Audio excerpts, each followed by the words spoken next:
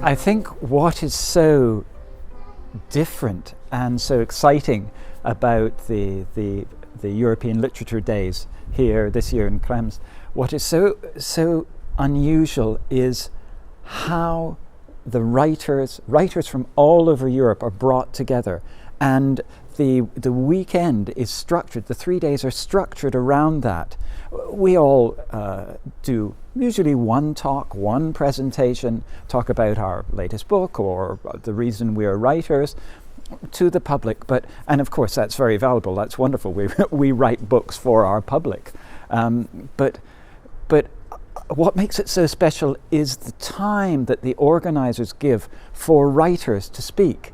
So today I've spoken to writers from Berlin, writers from Slovenia, writers from all across Europe, a Syrian writer, and I find that so exciting and so enriching because this is this difficult time that Europe is at. It's a time when we need to understand the narratives of different people, the pluralism of different views, and I think an event like this is perfect for that.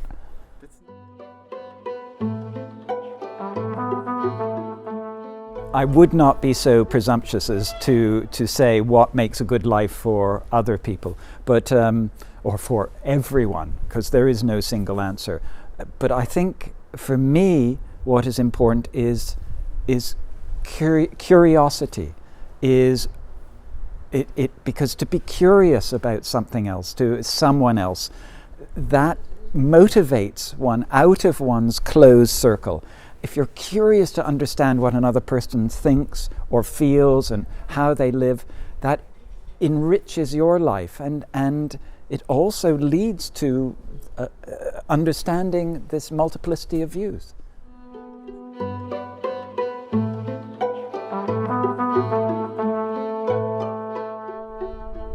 Many of the problems we're having today in Europe spring from being over-optimistic, that many Europeans, many of us believed in something that was utopian, too great, and not achievable. And when it wasn't achieved, many people then were disillusioned and disheartened. And so they started looking for simplistic answers. There's not clarity. They just wanted simple answers. And many of them became nostalgic, nostalgia, for example. But in former East Germany, in Hungary, in Poland, in Russia, people started to romanticize the past. And that romanticizing, that nostalgia, that has been manipulated by mostly politicians, by people who want power. And they have achieved their power by manipulating this. And I think we need to be aware, so aware that we have been manipulated. Our over-optimism led to disappointment, and for many people nostalgia, and that nostalgia, we've been manipulated.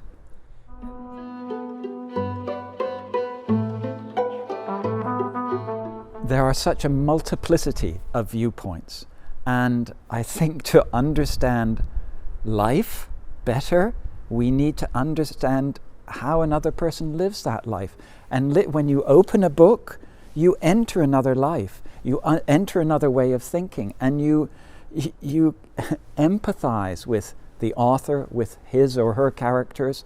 And so you understand that it's not just, one doesn't just see things in one way. I think the German is Kleinkariert. It's not all closely locked in like that. We must see this multiplicity of views, and reading a novel or reading a non-fiction book, a travel book, a history book, that shows us the richness of diversity.